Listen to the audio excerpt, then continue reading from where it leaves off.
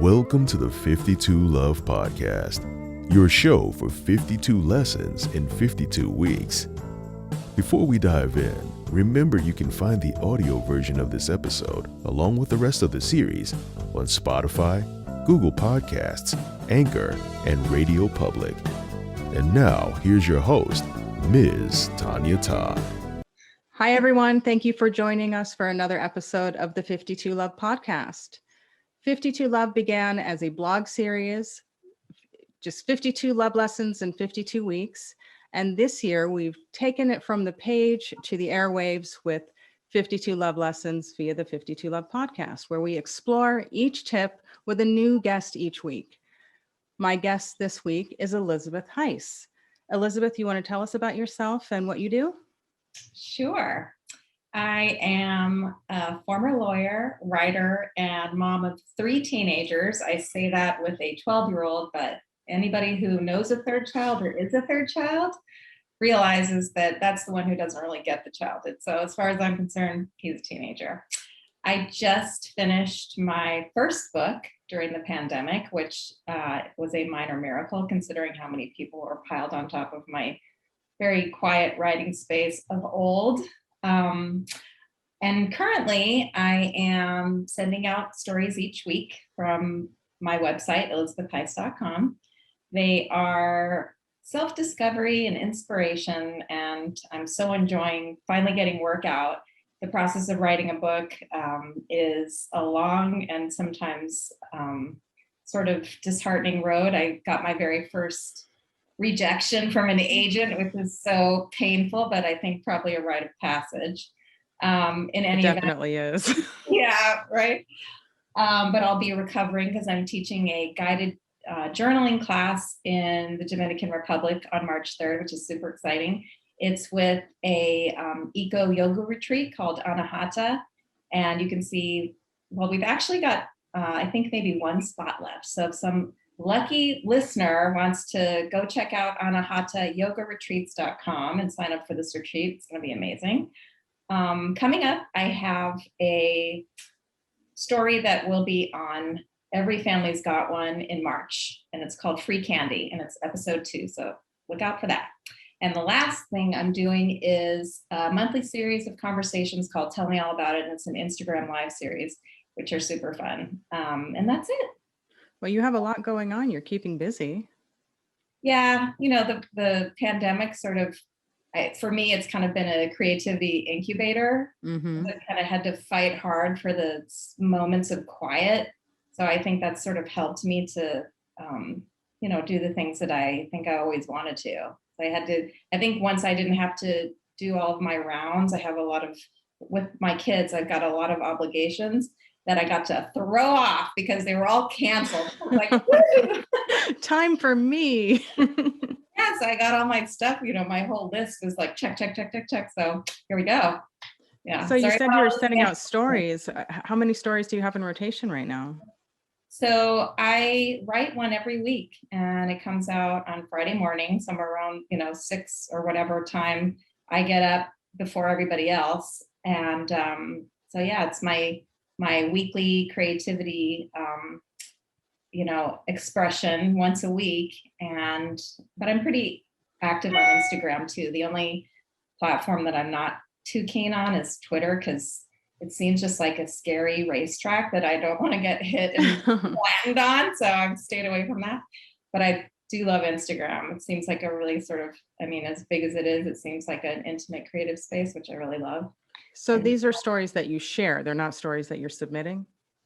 Well, you know what? I probably should be submitting them, but I'm kind of enjoying growing my own author platform, mm-hmm.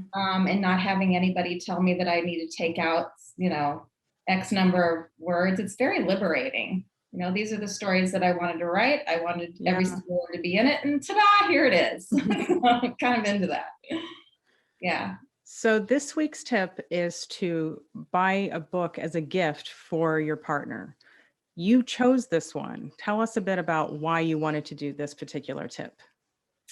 Well, my husband and I, just like I've been able to kind of incubate my own creativity, we sort of had a personal growth goal over the pandemic, we had a lot, there's so much going on. We really needed to educate ourselves about our relationship and about things that are going on in society. So, we did that through reading books. And so, it's my very favorite thing to do. And I love sharing it with, I give out favorite books to friends, and my husband is certainly my favorite victim of forced reading. But I actually gave him a choice of many. He just started his own law firm over the pandemic, which was pretty stressful. We're down here in Miami, and new business anywhere, I think, during the pandemic is sort of a bad idea. But he's been able to stay afloat and thrive, lucky for him. But he doesn't have that much free time. So, these are, everybody gets to bed and we have 30 minutes to kind of spend and hang out.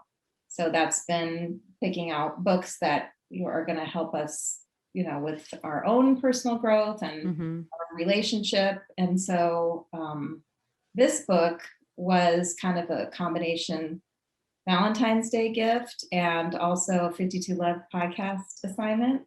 It was really fun. So I gave him the choice. And it was of a couple things. Ross Gay's book. I don't know if you've read the Book of Delights. I haven't, but it sounds delightful. Yeah, but he's a poet. And so they were, the pieces were all very sort of more flowery than Mark was into.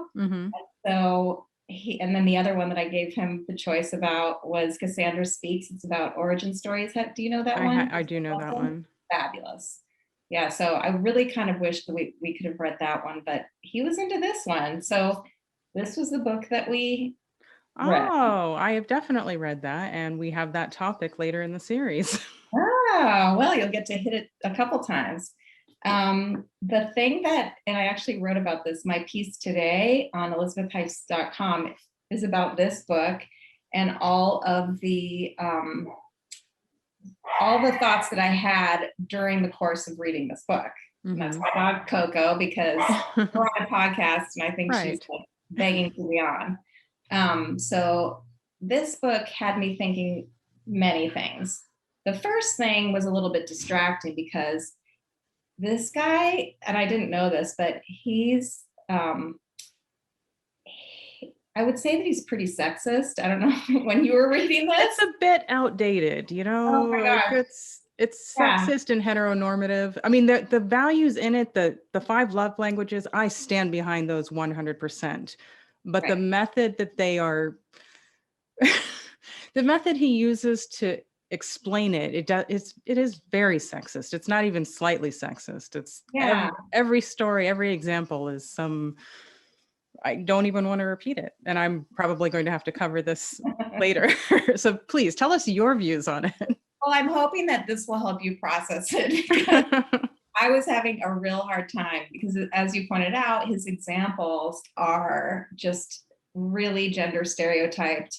He talked about this couple that was unhappy in their marriage. The wife had a job just to get out of the house, and the husband was spending most of his time in pursuing his own lucrative career. So we have, this example that just took me out of the message completely. And so I sort of had to fight hard to get back into what the teachings actually were. The things that we ultimately got out of it when I got over that, because, I think anybody who's not a white male, we're all going to sort of pick up on stuff that pushes us into the no man's land, you know? But I was trying to get to the space where, this had been recommended to me by a few people. One of the people is a divorce coach. So I thought, I should probably read that book. And so, the things that we finally derived out of it are that my love language is deep conversations. And he talks about it in terms of giving each other a gift. And I thought, and he started with all these examples that I was just like cringing, Right. Like, oh, the woman who wants all the stuff, like, oh, please stop, But then he did talk about how we really just want to see each other. We want to feel heard. We want to feel seen. And having those deep conversations get us there. So, I finally came around, but it was really hard.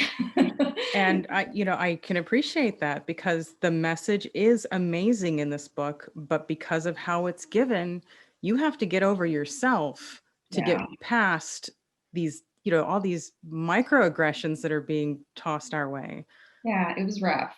But the other thing that I learned is that, it's really did have me self-reflecting, because when I hear sexist messages like that, particularly about work, it like cuts to the quick, because Mhm. I'm a former lawyer. Right. I now have a profession, I'm an artist, and writing doesn't pull in the bucks that lawyering does. I'll just Right. let you in on that sad fact. Like nobody, that's not Unless me. you're Stephen King. Yeah. Right. Yeah, it's a rough road. And, that's kind of a blow to somebody like me. I mean, I put myself through every stitch of school. I have the student loans to cry over. I did it all the hard way, sometimes working 2 jobs during law school. It was hard. And now to kind of give up the livelihood and sort of the feelings that go along with that. Like, my husband started a new practice and I'm not contributing to keeping these lights on. Like, Right. that sucks. Um, and especially, just feeling guilty about that and stuff. But I will say that we're okay on one salary, but feeling like I'm not contributing to that really hurts. And Well, just in the moments before we started this interview, it's very clear that you're contributing to the well-being of your household. I'm not going to share anything on air, but just the taking care of this, walking through here, like you were multitasking like a pro. So your lawyering, it prepared you for all the other stuff. You are still an executive of your home, and not everyone is. I mean, I know that some people like to put that label on it. Not everyone runs their home like that. I admire the way you were handling things. Well, I do appreciate that. And, we like to walk or like to talk the talk about family values and all that stuff, but we don't really walk the walk. Right. Moms are just trashed. We judge ourselves and each Mhm. other just relentlessly. It's trying to take a look at that and talk about it and write about it. I feel like at least I'm letting a little air into that very tight, stressed out space. So, writing is just such a cathartic thing. And my pieces are really very much concentrated on discovering those truths that, out in the world, we kind of are just accept, the way the women are treated. And Right. professionals, like this morning, I got a lot of responses from women who have, taken a backseat in their career because they needed to be available to their kids. That's in epidemic proportions now during COVID. I mean, women left the workforce, I think, 4 times as much as men. Right. Yeah, so, we've really taken a blow in many ways, being the caregivers and all that stuff. So, but I'm pleased to say that I have a partner who is always willing to discuss this stuff with me with an open mind. And, a lot of times he'll say, well, I need to give that some thought. Like, he's not going to spar on this stuff with me that much. But, I guess that's why I have to like talk to you. Yeah, but me and really my women friends we at least are able to explore this stuff with each other, and getting to write about it is really special. So I'm Yeah. really grateful for that. Did the two of you discuss the book?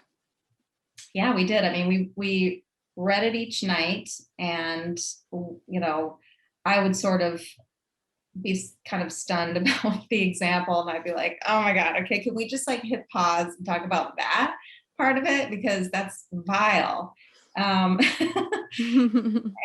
then experiences that Mark has had, we talked about that too. Like he got a phone call from a high school friend who asked about me, and he said, she's really enjoying writing.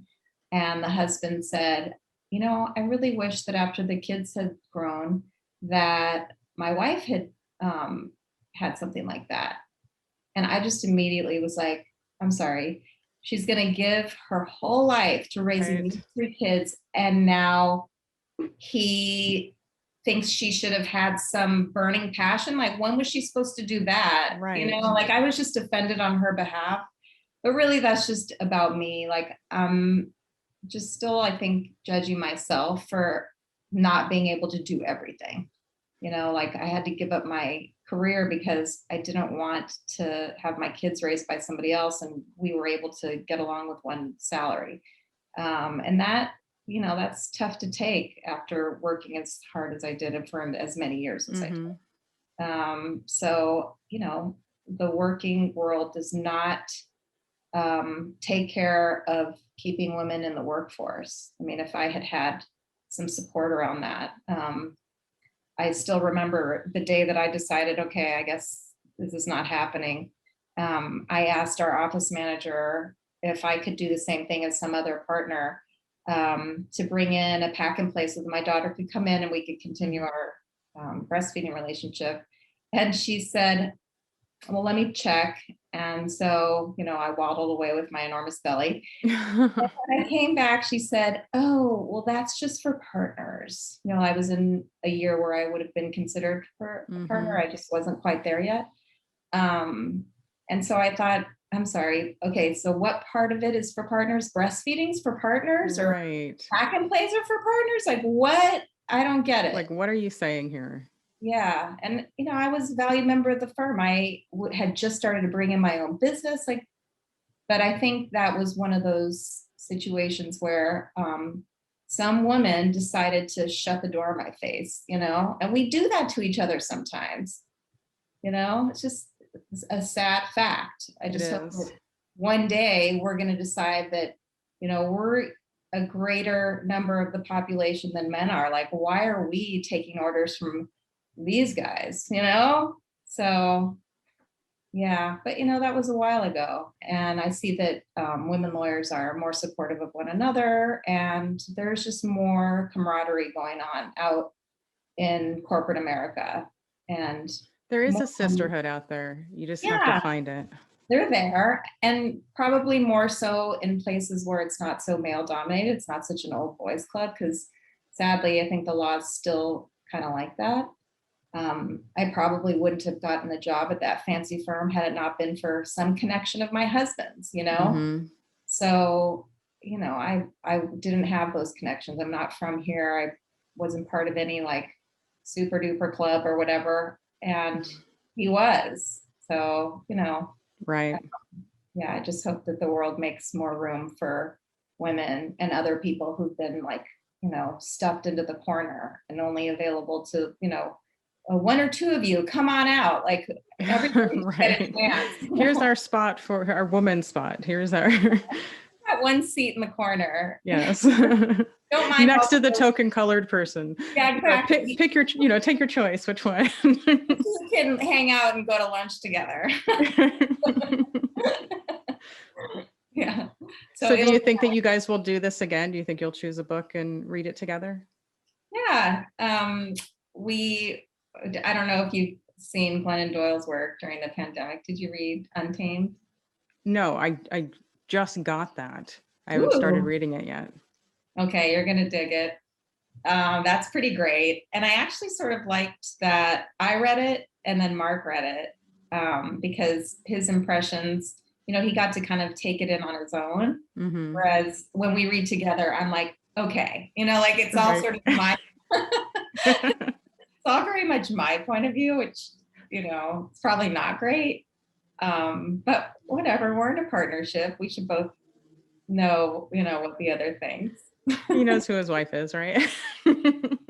Right. Yeah. So, but I did learn that his love language is statements of affirmation. And it was pretty funny. One of the examples in here was that sad couple that was like kind of hating each other. The therapist said, okay, here's what I want you to do. Twice a week, give each other a compliment. And in a few months, I'll check back and see how you're doing. And I was like, twice a week? What kind of meager, like, what the heck is that? Again, I was like hating this guy. So the couple comes back and, the husband's like, I feel so much better. When she was giving me all this affirmation about what a great provider I am, it really made me feel like a man. And I was like, oh my God. And I was like, the stereotype. yeah, that was pretty bad. But, not surprisingly, the wife was like, nah, I still want out. Because it wasn't her love language, It wasn't her love language, but also like, if your love language is affirmations, are 2 sad little compliments per week gonna do it for you? Like, come on. I don't know. That's not my love language. Mine. I mean, I say, like, do something. The empty words are just that to me. So, but this guy, I have seen it work though. I've seen people where, because it's words of affirmation, like that's their love language. You say one little thing and you're like, oh, wow. Those words mean a lot more to that person, where to me it would be like, sure, you don't really mean that. This person is just eating it up. And now I feel like I should say that stuff more frequently because it mattered so much. Honestly, I'm shocked by that, but okay, But it's because it's not your love language, Some people just need to be hugged all the time, and that's not my love language either, but it means so much to them just to have a pat on the shoulder. Right. Yeah. Yeah. To me, I like acts of service, Yeah, that's mine. That and quality time.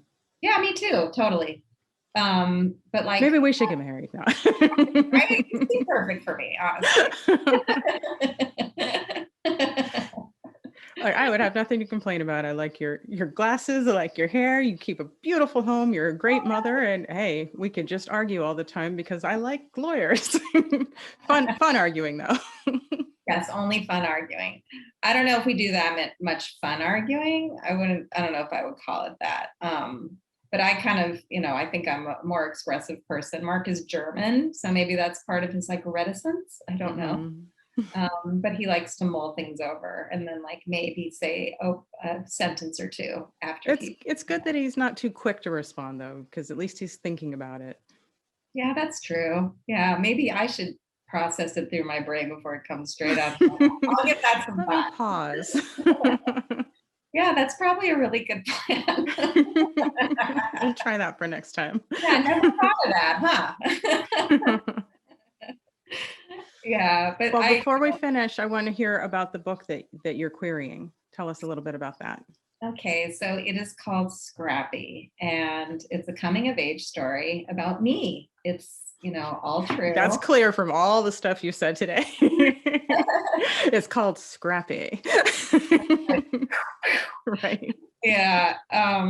It is about growing up in San Francisco, New Mexico, Chicago, then, back to California, and ends in Costa Rica.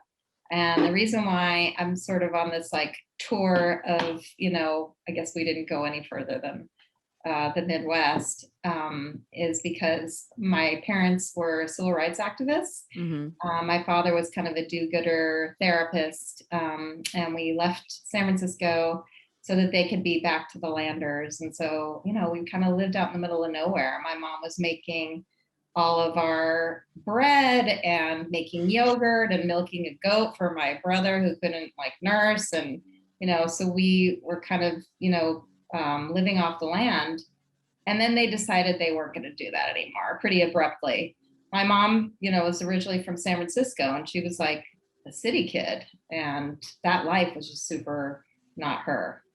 And so they ended up in the city. My dad still had his practice, and, it was a pretty traditional life. My mom was, our sort of primary caregiver.